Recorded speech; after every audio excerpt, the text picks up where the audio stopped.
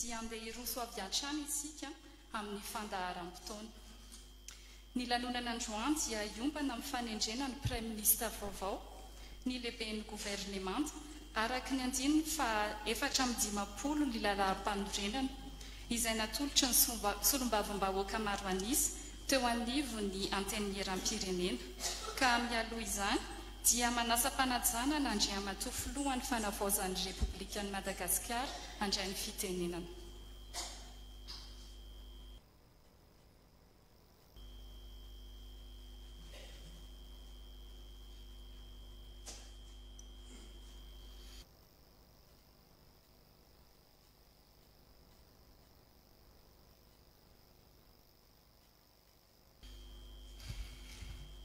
Tompolahy sy tompovavy,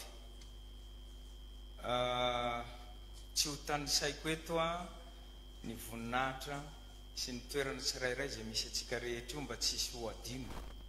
fa tambatrokoray dia manome voninahitra atsika rehetra izay tonga manatrika eto amin'izao fotoana androany izao. Fotoana lehibe ny androany satria fotoana ametrahantsika ny Prime Ministre voalohany, Prime Ministre vaovao amin'izao fotoa mpanavaozana izao. Tsara marina fa nanaraka antsakany sy andavany ny lalam-panorenana atsika dia ny article fa 450 zany satria ny solombavambahoaka izay tazantsika manotrona taoriana reto no nanolotra ny Prime Ministre vaovao io. Tsy ho tononoko eto ny anarana fa avelako ho an'ny Andriamatoa Secrétaire Général ny Présidence no hanolona ny anarany sy ny mombamomba azy. Fa ny fidianana azy dia antony maro. Ao ny fahaizana, ao ny traikefa izay ananany, ao ihany koa ny fifandraisany indrindra amin'ireo fikambanana iraisam-pirenena izay miara-miasa amin'ny firenena malagasy. Ka tsy ampiandrasiko ela angamba atsika fa omeko ny tokony hilazalaza mikasika azy angamba ny fitenenana. Misaotra tompokolahy, mankasitraka tompokovavy.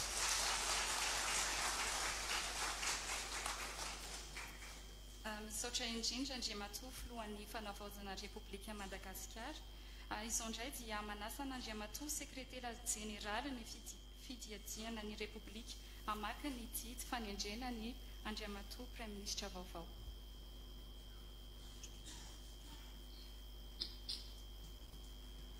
Misaotra nanome fitenenana. Andriamatoa Jaina filohan'ny fanavaozana ny Repoblika filoham-panjakana. Andriamatoa filohan'ny antenimieram-pirenena, ianareo solombavambahoaka mpikambana eo anivon'ny antenimieram-pirenena izay manatrika etoany, tompokolahy sy tompokovavy. Ankehitriny dia ho vakina amintsika ny didim-panjakana manendry ny Prime Ministre lehiben'ny gouvernemanta. Ny fiadiana ny fanavaozana ny Repoblikan'i Madagasikara, didim-panjakana naharana fa 524 tsipika 140 aotraray anendrena ny Prime Ministre lehiben'ny gouvernemanta. Ny filohan'ny fanavaozana ny Repoblika filoham-panjakana araka ny lalam-panorenana, araka ny fanapahana laharana fa 10 tsipika HCC tsipika D3 tamin'ny 4 oktobra 2024 noraisy ny fitsarana avo ny lalam-panorenana mahakasika ny fangatahana hanome vahaolana amin'ny fivoahana amin'ny olana momba ny adi-panjakana sy politika ankehitriny. Dia mamoaka izao didim-panjakana izao. Andininy voalohany. Araka ny andininy fa 450 ao amin'ny lalam-panorenana dia tendrena ho Prime Ministre lehiben'ny gouvernemanta Andriamatoa Hery-Tsalama Rajaonarve. Angatakanao mpanajana itsangana Andriamatoa.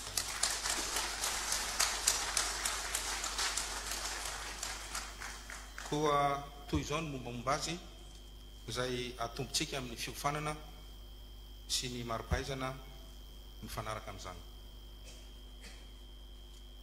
Ny taona 1970 dia nisitraka ny diplôme d'études approfondies en économie industrielle et de l'emploi tao amin'ny Université Toulouse 1 tao amin'ny France ny tenany. Toy izao koa ny traikefa izay nosahaniny nanomboka ny taona 2012. Andriamatoa Prime Ministre dia manana fahaizana manokana sy traikefa eo amin'ny resaka varotra iraisam-pirenena. Manana ny maro-pahaiza manokana koa izy ary pahay toe-karena industrialy sy fanananasa ary indrindra fahaizana ihany koa eo amin'ny lafiny ny sehatra tsy miankina amin'ny fanjakana na ny secteur privé. Izany dia ny sehatra fiaraha-miasa nisy niaraka tamin'ny Banque mondiale na ny banque iraisam-pirenena, ny programme des Nations Unies pour le développement, ny BAD africaine de développement ary eo ihany koa ireo mpamatsy vola iraisam-pirenena manerana an'izao tontolo izao. Ankoatr'izay dia ny sehatra asa samihafa teto anivo ny tany sy ny fanjakana ary mpikambana sy filoha filakevim-pitantanana teo amin'ny sehatra maro samihafa toy ny Banque BNI Madagasikara amin'ny maha filohan'ny filakevim-pitantanana ary torak'izany koa ireto sehatra maro samihafa izay hotononoko toy ny fikambanan'ny orinasa malagasy, ny groupement des patronats des petites et moyennes entreprises eto Madagasikara, International Trade Board of Madagascar, ny compagnie assurance et réassurance omnibranche na aro eto Madagasikara, ny Galana raffinerie, ny Hosti, ny DBM sy ny sisa sy ny sisa. Andininy faharoa, foana ary tsy manan-kery intsony ireo fepetra teo aloha izay mifanohitra amin'izao didim-panjakana izao. Noho ny ameana ary araka izay voalaza ny andininy fahaefatra sy fahaenina andalana faharoa ao amin'ny tsy volana laharana 12 tsipika 1 tamin'ny 7 ny volana septambra 2019 mikasika ny fepetraka be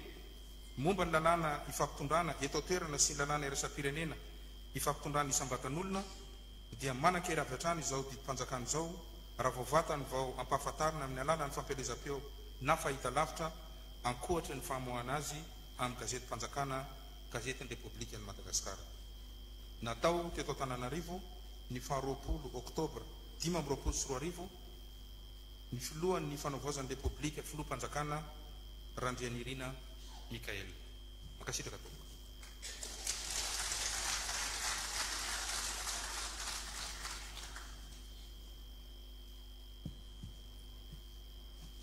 Amafisitsika amin'ny tehaka ny fiarabana sy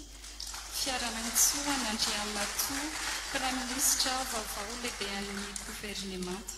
Ny tendra fohy loatra akotitian'ny olona ary rahalava loatra anapainy. Misaotra antsika rehetra nanotrona ny fanendrena ny Prime Ministre vaovao ao fitantanana manompo vahoaka tokoa mahaleova mahalasana tompoko. Ankehitriny dia manasa fanajana antsika rehetra hiarahaba sy handray tanana ny Prime Ministre vaovao antsika.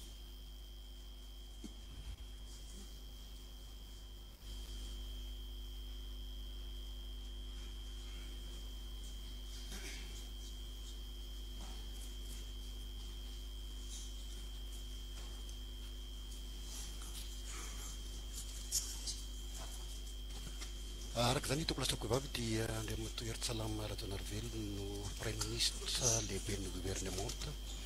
no tenireny ny filoha-mpanjakana sady filohan'ny fanavozana Republique Madagasikara tamin'ity andro ity. Raha ny tantara dia izy zany aloha no Prime Ministre faha-telopolo hatramin'ny isian'ny tantaran'ny Madagasikara raha tany amin'ny royaume merina tany amin'ny fanjakana merina nananany Madagasikara zany Prime Ministre zany voalohany tamin'ny anaran'ny Andremiaja tany amin'ny taona 20 sy 20 hatramin'ny taona 13 sy 20 sy 20 nisiny zay premier ministre voalohany zay dia izy zany aloha zao no ministre fahatelopolo de premier ministre fahatelopolo eto Madagasikara raha irain'ilay Arivony no premier ministre ela indrindra teto Madagasikara raha ny tantara satria dia nanomboka tamin'ny 14 Jolay 1427 ka hatramin'ny 14 Oktobra 2027 irain'ilay Arivony no premier ministre teto Madagasikara raika amin'ny 30 taona sy 3 volana izy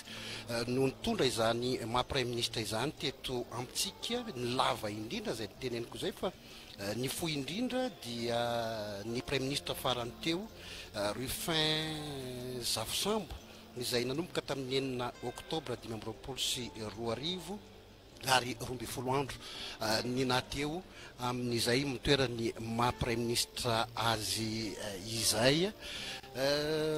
ny article 550 amin'ny lapanrenana no nafahana nanendry zao premier ministre vaovao izao eto amintsika ary izay andehany 550 izay dia manometraka fa ny maro anisa no manendry ny premier ministre eto amin'ny tany sy ny firenena fa raha hoan'ny anatin'ity repoblika efatra ty kosa dia premier ministre faray roa telo efatra dimy enina fito valo fahasivy ity premier ministre vaovao ity nanomboka ny repoblika faefatra Camille Vital tany amin'ny taona roapolo Desambra 2024 ka hatramin'ny 2 Novambra 2024 ny dirana tao anatin'izay repoblika faefatra izay ary ny fanimby tao raha tadiditsika Jean-Omer Berizika ny 2 Novambra 2024 ka hatramin'ny 9 Aprily 2022 ny premier ministre fahatelo Ikolo Roger tamin'ny 9 Aprily 2024 ka hatramin'ny 17 Janoary 2022 i Jean Ravelonarivo no premier ministre faefatra 17 Janoary 2022 ka hatramin'ny 10 Aprily 2022 Olivier Mafaly Solonandrasana ny fahadimy tamin'ny 10 Aprily 2022 ka hatramin'ny 4 Jona 2022 ary rehefa aveo de Christian Tsay no premier ministre teto Madagasikara taorian'izay mandray tanana ny premier ministre vaovao ireo solombavambahoaka taorian'ny fifandraisan-tanana teo amin'ity premier ministre ity sy ny filohan'ny fanavozana ny Madagasikara zay sady filoham-panjakana eto amintsika nanomboka tamin'ny 17 ny volana Oktobra tao taorian'ny fahavitan'ny fianianany teny amin'ny fitsarana avo momba ny lalam-panorenana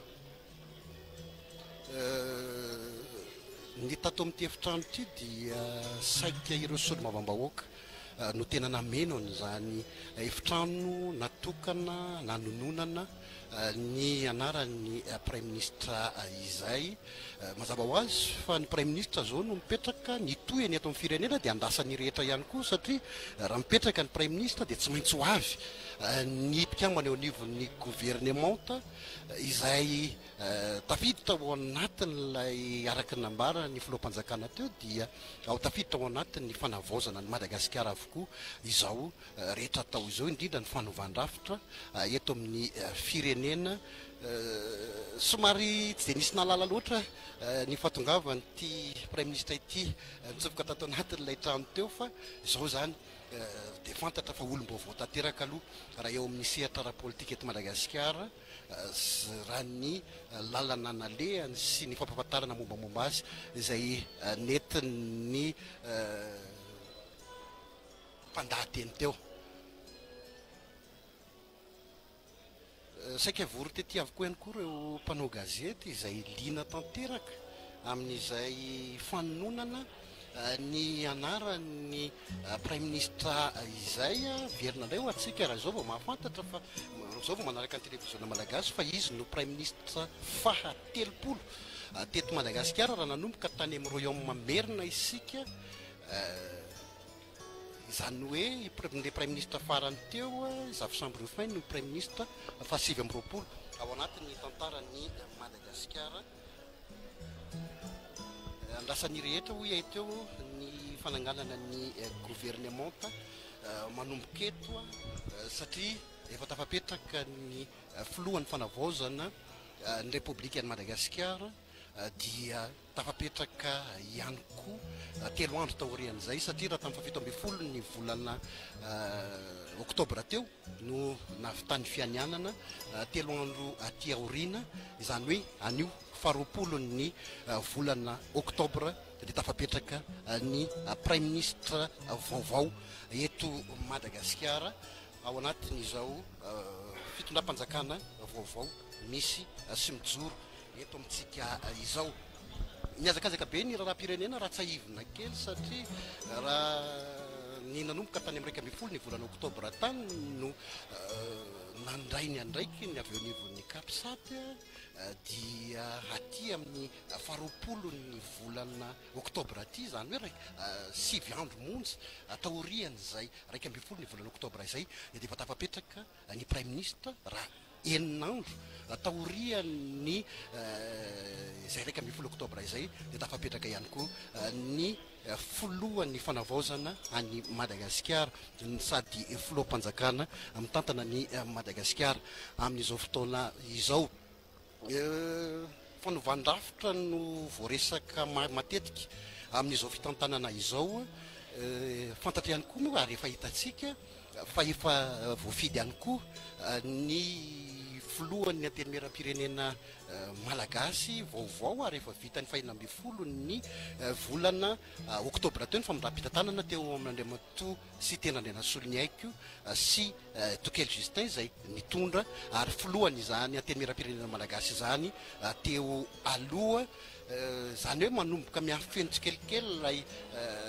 rafitra misy eto Madagasikara amin'izao fotoana izao ary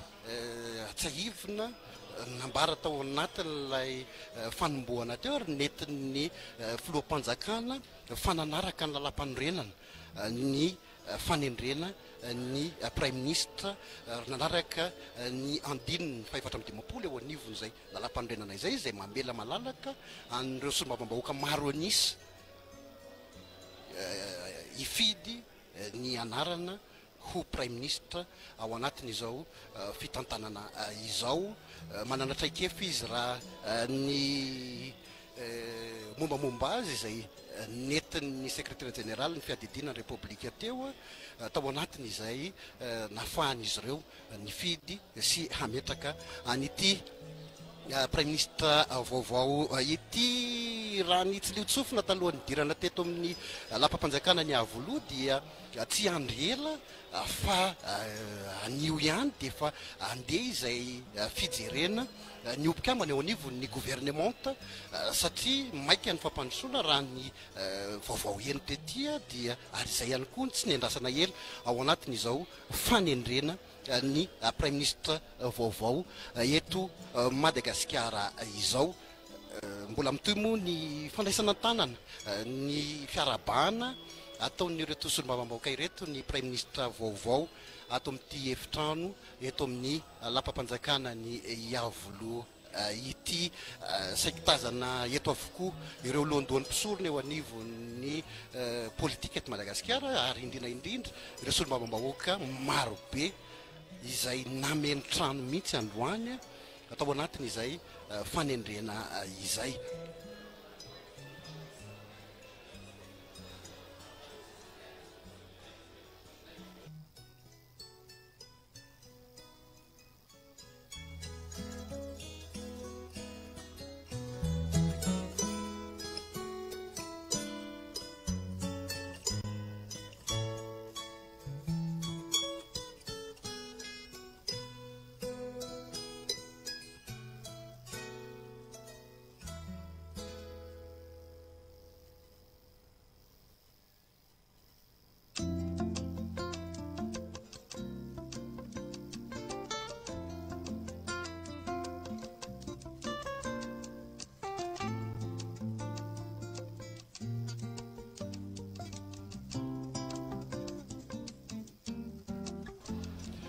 tsikaritra ihany koa ato amin'ny tefitrano ity ny fisiny ireo mpanao gazety vahiny izay manaraka akaiky ny toedra raha eto Madagasikara amin'izao fotoana izao. Ireo mpanao gazety vahiny izay efa fantatry ny maro ihany ny ankamaroany, ary misy ihany koa nefa ny mbola voasambany no eto Madagasikara tafiditra tao anatin'ny fanarahana akaiky an'izay raharaham-pirenena malagasy izay. Raha ny fandaharam-potoana koa fantatsika dia anomboka rapitso ny fivoriana ara-potoana ho an'ny anteny miram-pirenena sy ny anteny miran-doha olona eto Madagasikara. Ho an'ny anteny miran-doha olona moa amin'izao dia ny zokony indrindra aloha no mitondra vonjo maika izany anteny miran-doha olona izany. Andriamanjary Jean André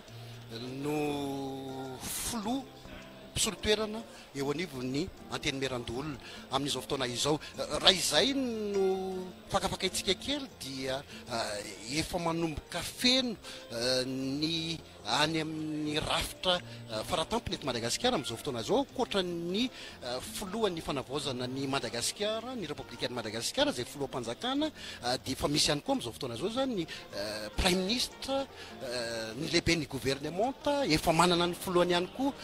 ny anteny miram-pirenena, ary ny zokony indrindra teo anivony anteny miran-doha olona no mitantana na filohany anteny miran-doha olona amin'izao fotoana izao. Miandry amin'izay ny rehetra ny fametrahana an'izay gouvernementa izay hotarihan'ny prime ministre vaovao eto Madagasikara izay.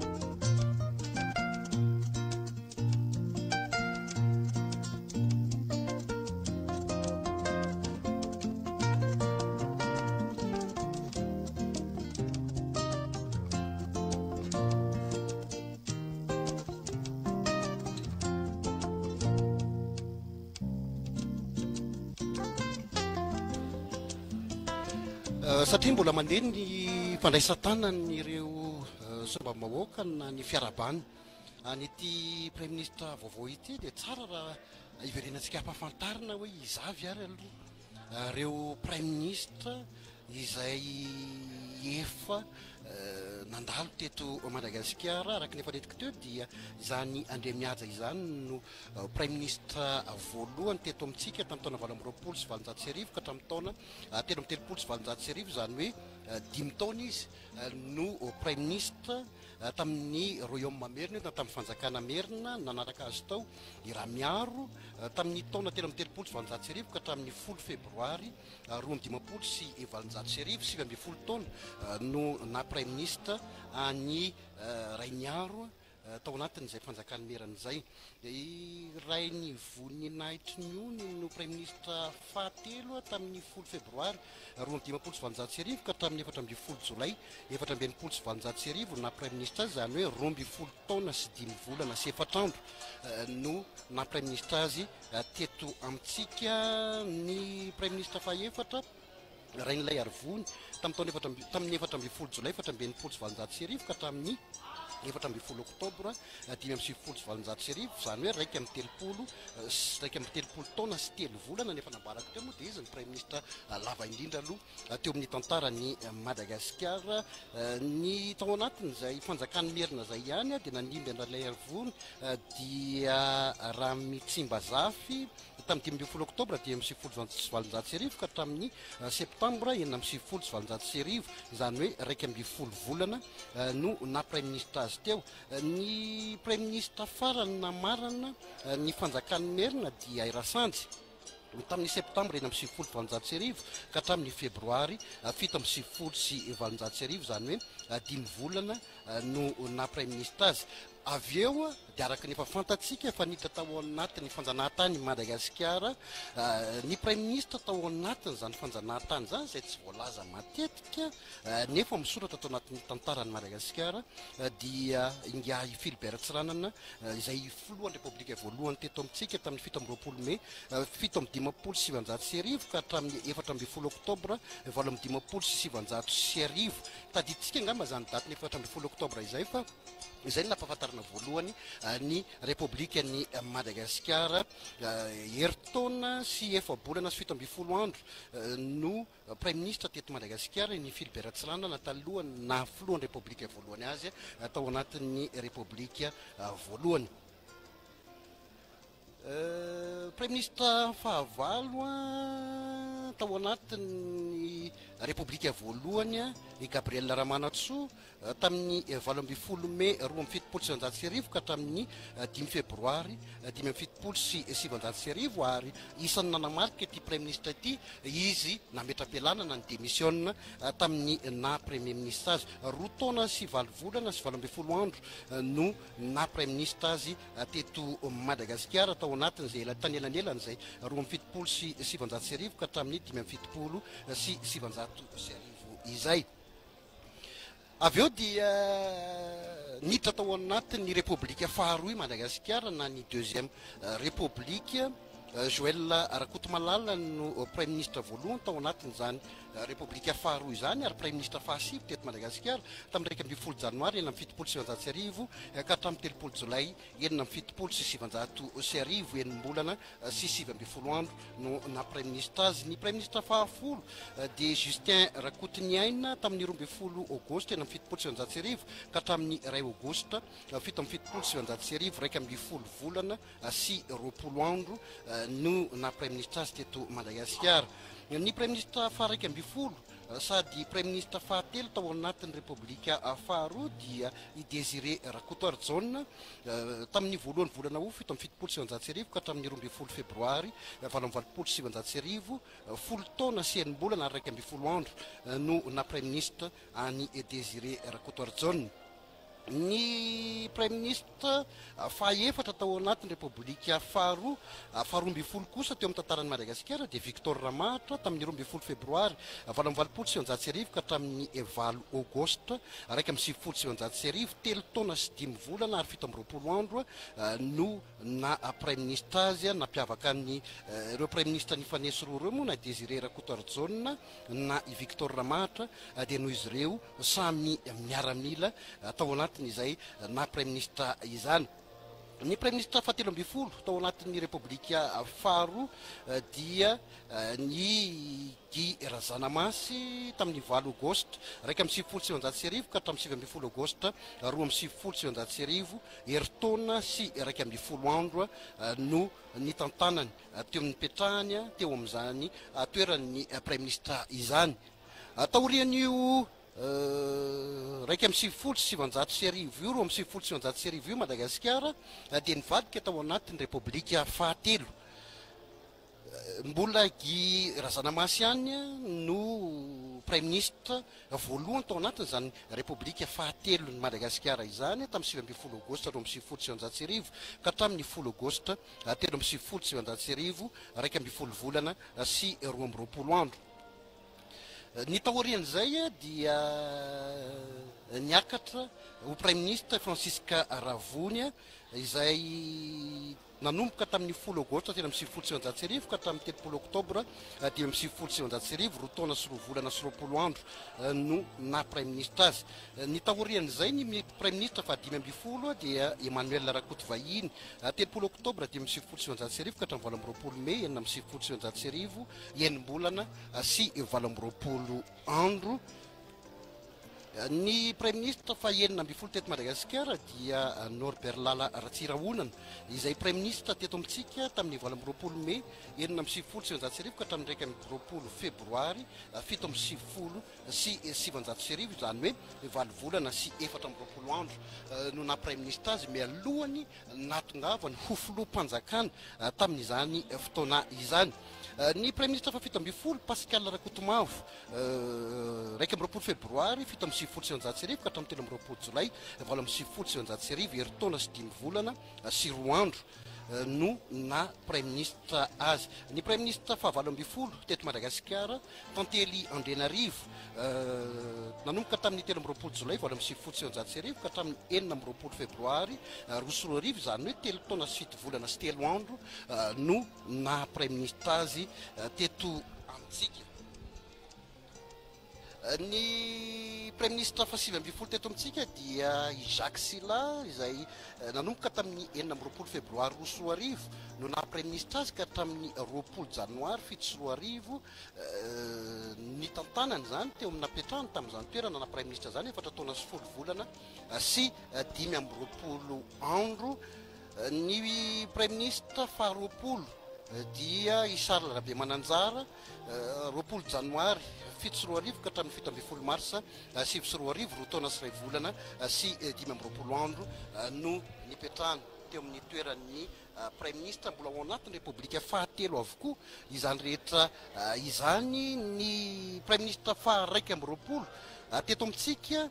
dia Roindefo Monja na Monja Roindefo nanomboka ny 17 Marsa 7 ka hatramin'ny 10 Oktobra 7 enim-bolana sy 13 andro no nipetrahany teo amin'izany toeran'ny maha prime ministre izany. Ny prime ministre fa 20 teto Madagasikara dia Eugène Mangalaza isan'ny fohifohy ihany koa raha ny tantanany teo amin'izany maha prime ministre izany 10 Oktobra 7 izy no voatendry ho prime ministre 12 Desambra 7 nefa dia efa niala teo amin'izay toerana maha prime ministre izay 2 volana sy 7 andro no na prime ministre ny Eugène Mangalaza. Ny taorinany dia vehivavy Cécile Manouroanta